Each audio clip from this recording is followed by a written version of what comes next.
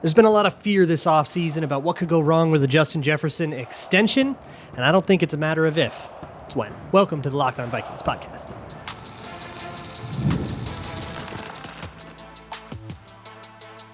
You are Locked On Vikings, your daily Minnesota Vikings podcast, part of the Locked On Podcast Network, your team every day.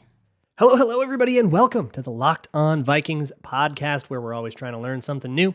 It's part of the Locked On Podcast Network, your team every day. And thank you so much to those of you who listen to this show every single day. All of you hashtag everydayers, I appreciate you all so very much.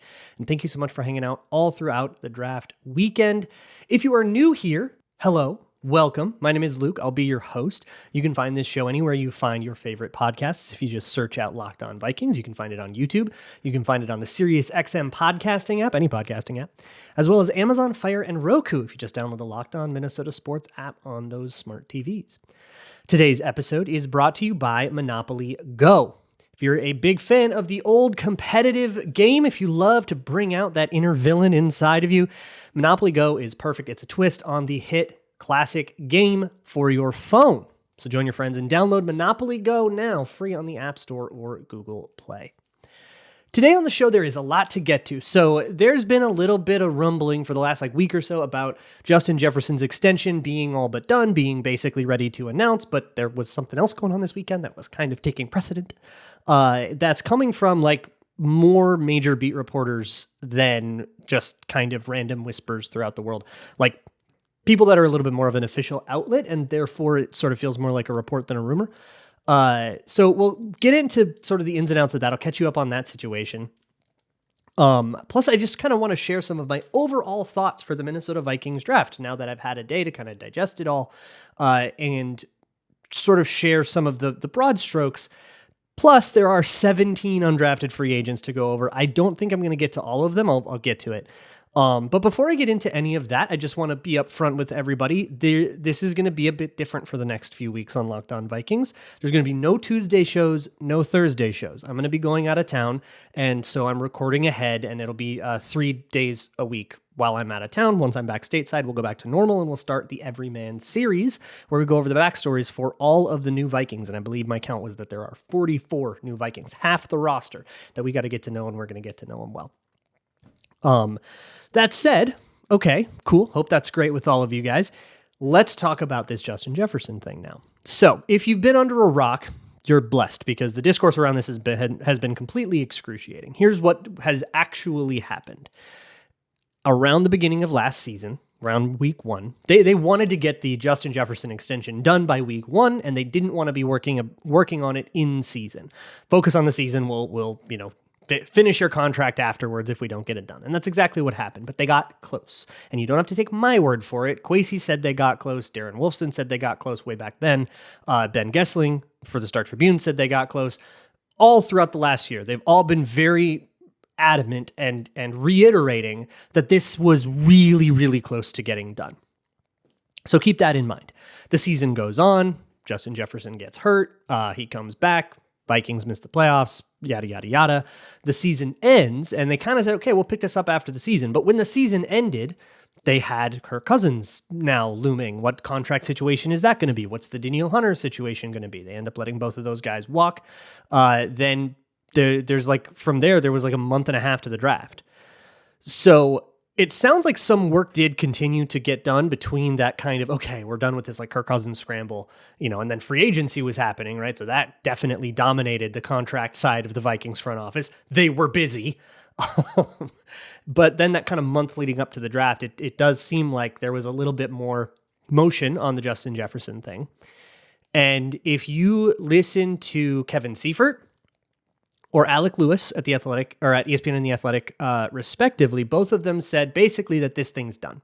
That it's not a matter of if the contract will be signed. It's a matter of when this thing's going to get announced.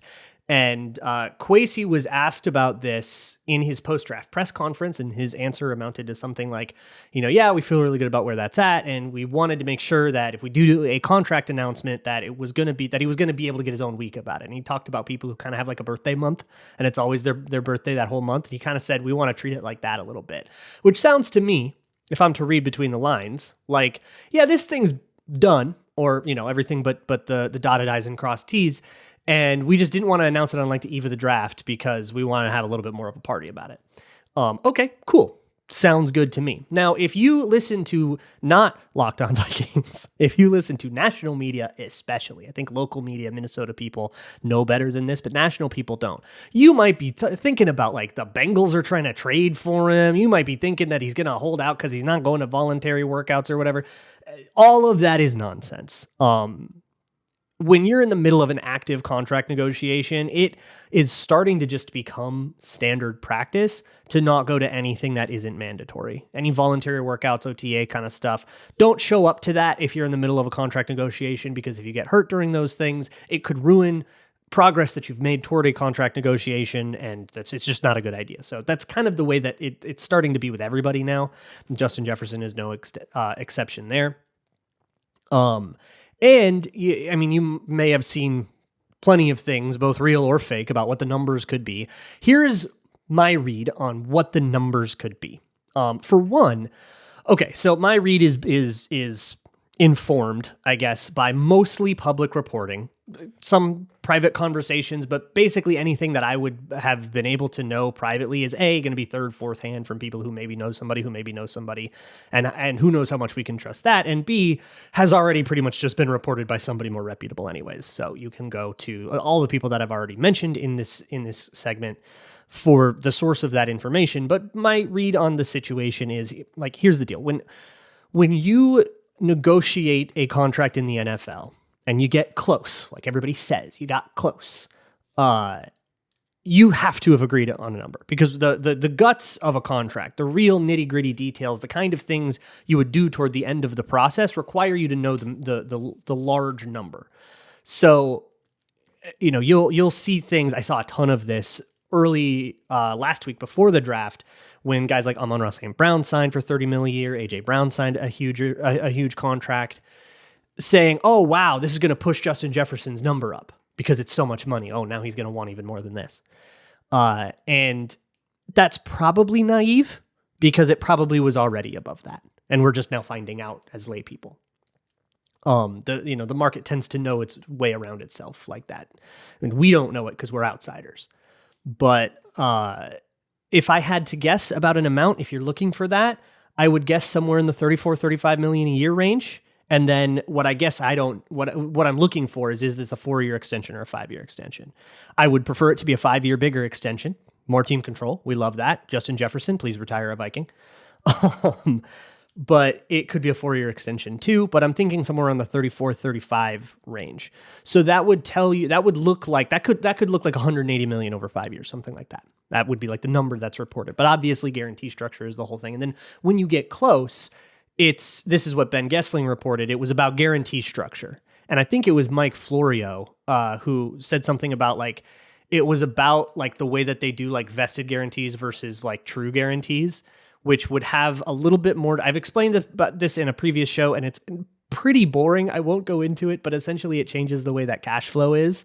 And if you're going to fully guarantee, say, $100 million of that contract, which would be a pretty fair number. Usually it's a little over half the contract. So say $100 million of $180 million contract would be fully guaranteed.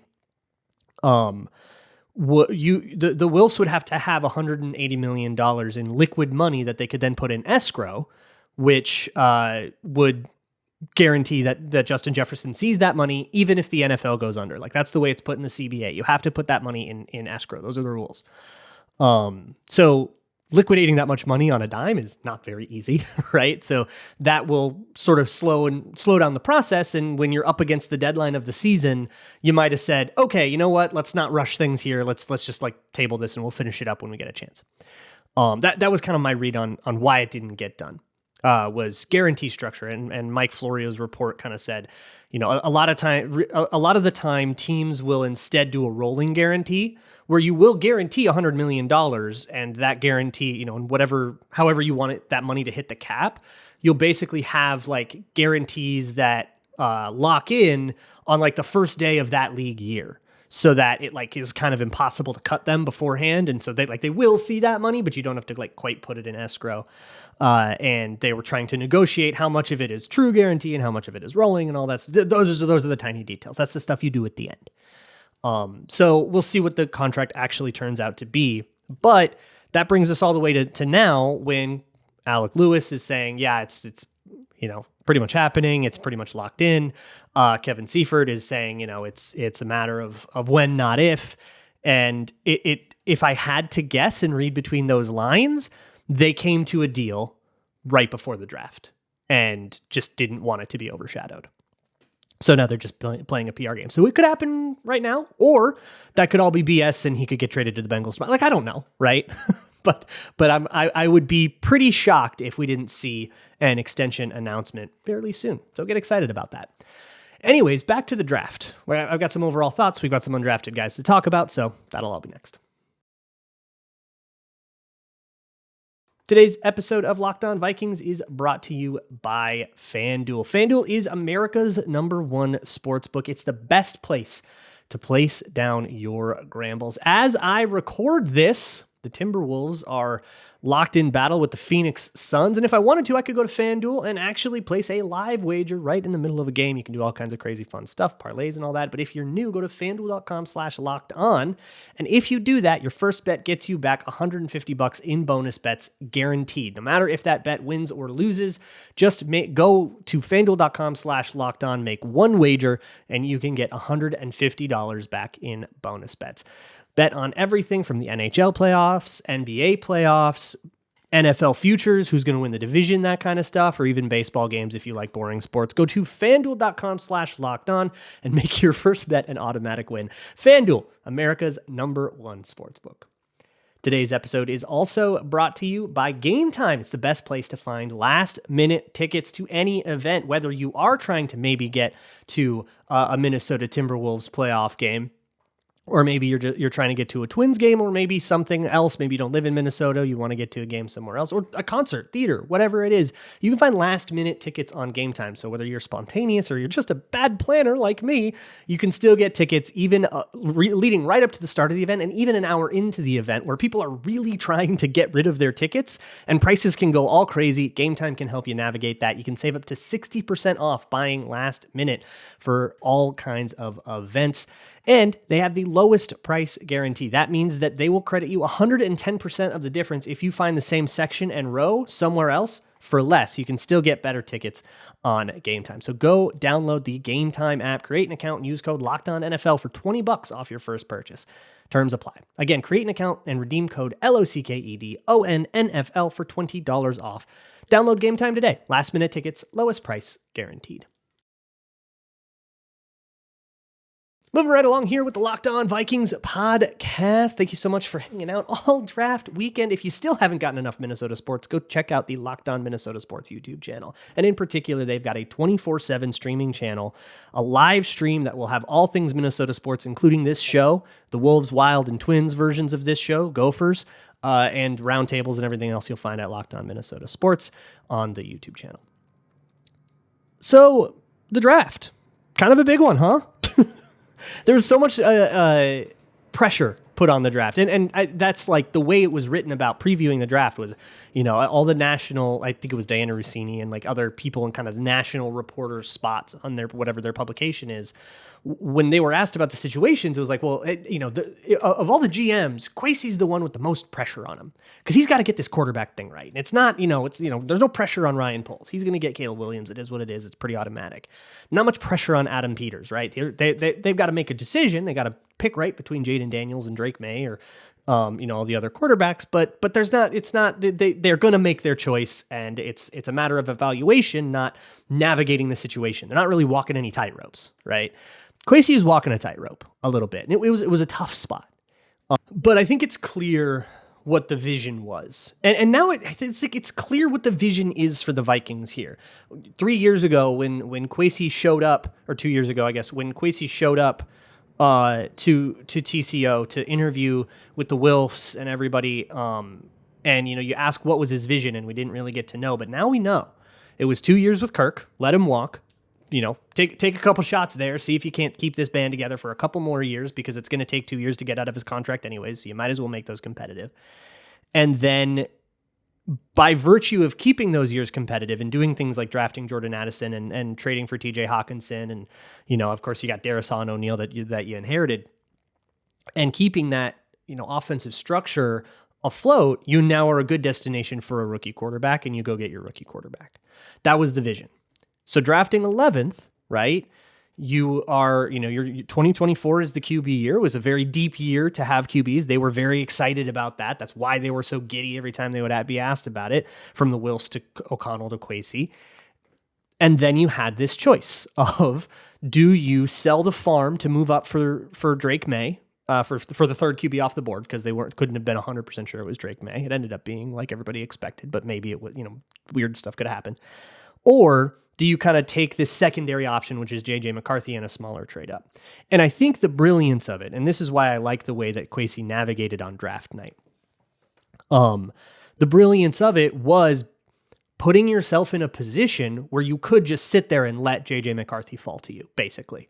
You traded up one spot, you gave up day 3 capital, nobody's going to care about it. That, I think, was expertly navigated.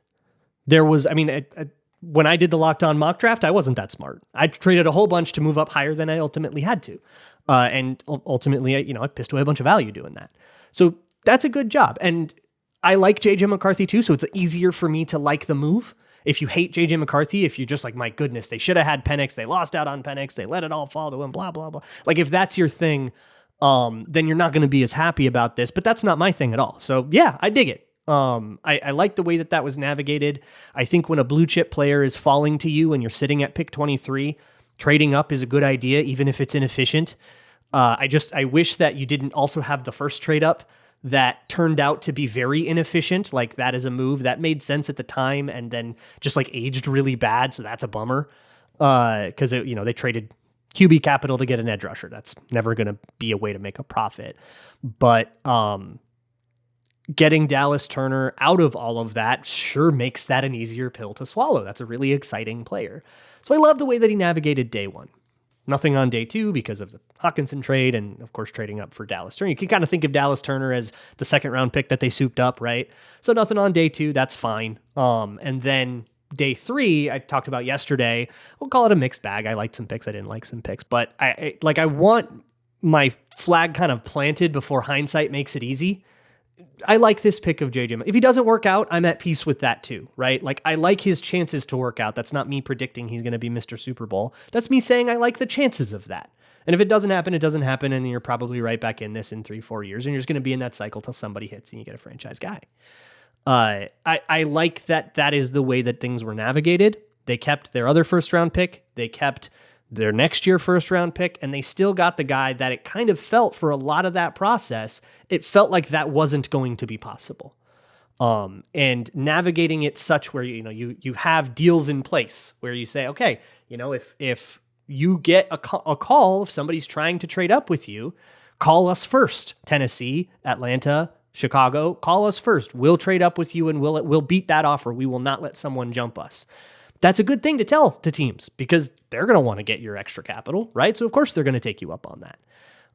The interesting thing is the Penix thing, right? And there are some people in the local beat that seem to be doing the wink, wink, nudge, nudge thing, which I kind of hate. Like, either report it or don't.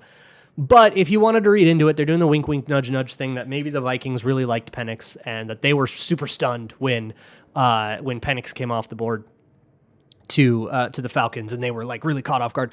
It doesn't seem caught off guard to me. The entire pre-draft process, and I'll be honest, the Vikings aren't very good at keeping secrets, so I kind of believe that this wasn't smoke or anything. I mean, of course it wasn't smoke. They picked the dang guy. That they loved JJ McCarthy. They loved him at the combine. They loved him at the owners meeting. Everybody talked and they loved him. And the reporters talked and they loved him. They loved JJ McCarthy the whole time. They spent a ton of time. They flew out to Michigan to see him. They loved this guy. They had a private workout with Penix as well. They did all their work on those guys, but you never heard so much of, man, they really loved Penix. You never heard that. I guess the Falcons did, but the Falcons didn't do a lot of work on Michael Penix. I don't know what is up with that. Super bizarre situation. And maybe the tragedy of this is with all the takesmanship going back and forth, right? And all the arguments that I got with a lot of listeners about Michael Penix, we don't get to see him play for 2 years now. So it's like the fire of that will have totally died down by the time he gets in. It'll be year 3, and like, who knows by then. Because, I mean, they're not. Kirk Cousins is way too locked in. We know, of all people, we know that you don't just like bench Kirk Cousins when you're paying him $40 million. that ain't going to happen, right? He would have to get hurt again, which maybe the Achilles thing is, as you recover from it, if you're in too much of a hurry, something else could happen. He's getting older. Like maybe he does get hurt again, but we're probably not seeing Penix for a while, so we'll have to just sort of put a lid on this entire thing, and it's going to kind of be like the Hendon Hooker stuff from last year, where it's like, well, guess we're never seeing it. I guess we'll never find out. We'll just have to go on theory for the rest of our lives, and that's the way that is. But that said, as critical as I was on draft night, on the show after draft night about the trades being inefficient, and they're overpays. That's inarguable that they paid more than they had to get to the spots that they had to get to, and that was because of a kind of misread of the room. That the real headline here is that they got 2 players I like, and I'm happy with that. Let's ride. JJ McCarthy, you're our guy. Whenever you're starting, I'm ready. I'm behind you. There are other players on the Vikings. There are 17 undrafted free agents, and I want to talk about as many of them as I have time for. It's going to be hard to kind of fit all that. So we'll get to as many as possible, but there's some guys that people are really, really excited about, and I want to make sure you know about them, so that'll come up next. Today's episode of Locked On Vikings is brought to you by Monopoly Go. Look, we all grew up playing the classic board game Monopoly and destroying each other, betraying each other's trust, and undermining our relationships with each other. And if you got a kick out of that and, making your little siblings cry, Monopoly Go might just be for you. You have all kinds of cool ways to destroy your enemies, from heisting all of their money away. You just rob them. It's great. You can also wreck everything they have with a wrecking ball, as well as your classic, you landed on my property, you owe me money kind of thing. You can find all of that and much more, including all kinds of different Monopoly boards and really exciting ways to play and different things to trade, like stickers and prizes and stuff. You can always find something fun in Monopoly Go. So go download Monopoly Go for free on Google Play or the App Store. Game on. Okay, we're going to rapid fire some undrafted free agents here. I'm not getting into a lot of detail. There's 17 of these guys, but longtime everydayers know what happens in the summer on this show. You will get a good feature on all of these guys via the Everyman series. And I'm actually really, really excited about this year. Just you wait. There's some really sick stuff coming around, like May and June, or late May and June, like once I'm back in the United States. But the first undrafted free agent to talk about is Gabriel Murphy. That's got to be the first guy. Gabe Murphy, UCLA edge rusher, the guy next to Laiatu Latu. That at times Laiatu Latu would do the dirty work so that he could be the one getting the two-way go. He could be the one getting the clean one-on-one with somebody, and he would be the one getting the glory in the sack, which is, just the way that pass rushes are designed sometimes. The two worked very well together. I liked Gabe Murphy a good bit. He was supposed to be like a 4th-round pick, and he's one of those guys that was kind of supposed to be top of day 3, and there's always a few of them that fall out of the draft, and where do they end up going? Gabe Murphy ends up going to the Vikings. He is kind of we get one of these guys a year, and last year that guy was Ivan Pace, so, that's pretty hype.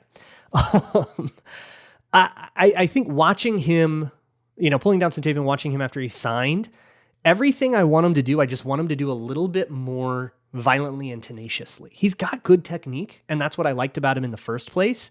The swim move and stuff, his hands are quick and everything is smooth. And it's just like when he does a jab step, it's too often not quite enough to get the tackle to bite on it. Just be a little more violent about it. Be a little more violent with your engagements and stuff. That's, I guess, the 2-sentence Gabe Murphy evaluation that I have, because I got to move on to other guys like Dwight McGlothern, a cornerback out of Arkansas. He was also, I think he was a 5th rounder by Arif Hassan's consensus board, like 150 something. I actually like him a good bit. He's very fast with fluid hips in transition. There's that flexibility in transition. That's kind of the opposite of what I was talking about with the guy they did draft, Kyrie Jackson, who kind of didn't. He's very good at that hip transition that Kyrie Jackson kind of struggles with, which is great because the way that he plays again, he's a press man corner.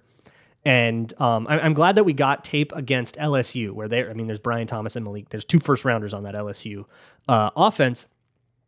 And so you can kind of see how he goes up against NFL caliber competition, playing press flat-footed, very flat and very there's no extra movement. That is a dangerous way to live.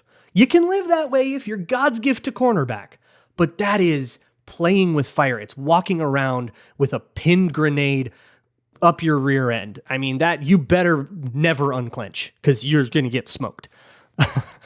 Archer is a good show. So the reason for that is usually when you see press, when you see Kyrie Jackson play press is a more proper way to play it. He'll give you a couple. I mean, you're stepping, half a shoe back every step. You're not taking huge steps. They're very small, but you're taking small steps back and you're keeping your weight on your heels so that when it's time to turn around, you're kind of set up to do that and you're giving yourself a little extra cushion, especially if on the release, if the wide receiver is going to try to close space down on you, and what they teach receivers is try to get to handshake distance. Get to where you would be when you're shaking someone's hand right up in their face and then make your move because then they have no time. So usually in press, you kind of respond to that by backpedaling a little bit yourself and keeping that 1 to 2 yards of cushion that you have from your alignment because it's an important amount of space and time to react. He doesn't do that. He just lets you come up into him, which is insane. I mean, you're begging to get smoked, right? But if he can flip around and get going and be really bursty and acceleration-y ahead of time, he can live that. He can live that way. But if you're a bursty enough receiver and you have a good enough release, or if you can get him to kind of take one wrong step, it's that's very punishable and it's a dangerous way to play. And that might be why he fell out. There's Trey Knox, who's tight end out of South Carolina. A nimble player, I guess is the word that I was using. A flexible player in terms of his blocking and being able to kind of set his hips at different angles very quickly. I like that. Very willing with his blocking, but highly limited athlete. The only testing he did really well at was his explosion scores. Did kind of poor at the 40, poor at with the agility testing, the 3-cone and stuff. And his routes are fine. He seems very much like competition for Nick Muse. And I'm not just saying that because he's from South Carolina. But he will get bodied as a blocker because sometimes he just goes in chest first and his hands are not just late, really late. And, that just means you're going to get somebody's hands on you first and they're going to get all the control on you before you can even start to fight back. And then just, some of that limited athleticism makes it scary, right? Matt Sindrick, O-line out of California. He is a 6-year O-lineman, but the last 2 he was hurt for. 2022, he was cut short due to a bicep injury, tore his bicep, and then he tried to come back in 2023 instead of declaring for the draft, kind of unfinished business, tore the other bicep. Terrible luck. And I mean, I don't know if it's both biceps, maybe you're lifting a weight wrong or something, but that's kind of the deal with him. Old, experienced, injury history. If those things get overcome, maybe you got a guy. There's KJ Cloyd, a linebacker out of the University of Miami, sort of an aggressive, evasive off-ball linebacker, very much in the mold of these other linebackers the Vikings have, and Kamu is like that, Asamoah, Pace, all these guys, they seem to really like this kind of linebacker. He's another one of those. Jeremy Flax, O-lineman out of Kentucky, who's a big burly tackle. He can kind of get run around. He doesn't get a lot of depth on that pass set. He doesn't have that agility. It's kind of the same thing people are worried about with Walter Rouse, but they're right about it in this case. So a lot of people want him to move to guard. I don't think that's a terrible idea. Jeshuan Jones, a wide receiver out of Maryland, who's another was injured the last 2 years, kind of old guy, took a bunch of medical redshirt stuff, but with him it's knees. So good luck. Knees are a big risk. That'll definitely sink you out of the draft. But productive receiver at a D1 school, so worth a shot. Tyler Manoa, a D lineman out of Arizona. Very interesting player here. Kind of, he's like a long, light D tackle. He's 6'5", 260 pounds. That's very long and slender lean for a D tackle, which makes you a really good target for, stout guards trying to get their hands into you. So it's hard to imagine putting him in the middle and seeing success. I mean, he played well enough at Arizona, but it's like that's really difficult to project forward successfully. So either you want him to maybe move to a different position, which now you're teaching him stuff from scratch, or get him to gain weight, which could change his athleticism. So there's all these different paths you can take, but all of them are a lot of work. So we'll see. That might be a practice squad candidate kind of guy where we're going to remold who you are. It's going to take some time, and we understand that. Doug Nestor, who is an O-lineman out of West Virginia, who is definitely the right body type and has lots of experience, but he was hurt a lot the last couple years and had a lot of different struggles on tape. But really, there's a very concerning injury history with Doug Nestor that you kind of have to hope he just stays healthy, if anything. There's Owen Porter, edge rusher out of Marshall, who was a 5-year college player, but only started last year. And he looks kind of unathletic on tape, if you ask me, but a very smart player, very good at being in the right place at the right time, right? The best way to get faster is to leave a step earlier, that kind of thing. So the experience definitely helps, and he was very productive in his final year at Marshall. So maybe we've unlocked something here, and maybe there were just, they're good players in front of him. Played with Abraham Beauplan as well, so he'll have a teammate. There's Bo Richter, an edge rusher out of Air Force, who's another like twitchy edge rusher out of a military school, to go with Andre Carter. Very much like a fast, evasive guy, a little bit smaller. It's going to be a similar thing with that military build where you're going to have to kind of change the kind of athlete that he is over time and then see what comes out of that. I will try to limit the Andre Carter comparisons, though, because obviously he's a different guy. Spencer Rolland, who is a lineman out of North Carolina, Apple Valley kid, so we got a hometown guy, did a stint at Harvard, and then he transferred to UNC, where he was a little bit of a public enemy number one among UNC fans. He messed up quite a bit, seemed to struggle at that like level above, but another 5-year college player, so there's a lot of experience there. And then the last one I'll talk about, this is not the last one, there's other guys, but Taki Taimani, a D lineman out of Oregon, who's the fourth bona fide 300, or the third bona fide 300 pounder on the team. Allegedly, Levi Drake Rodriguez is over 300 pounds. He wasn't listed there, but he insists he is now over 300 pounds. So we'll see about that. We'll see how the Vikings list him. But anyways, Taki is over 300 pounds, but he's like this. He's very short. He's like 6'1", very short for a D lineman, kind of stocky and very slow. So like not very useful on zone, that kind of thing. Kind of just a boulder in the middle, which can be useful in some rotational capacities, but that use is extraordinarily limited, enough so where it's really hard to see him making the team.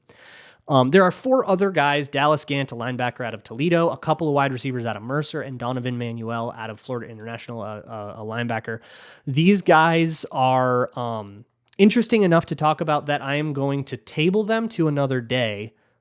Stay tuned for that. Stay tuned for a lot of things. But remember, we're not talking tomorrow. No Tuesday, no Twitter Tuesday. Consider this as the kind of restful May, because we're in now the deadest part of the off season. So I will see you again on Wednesday. And as always, Skull.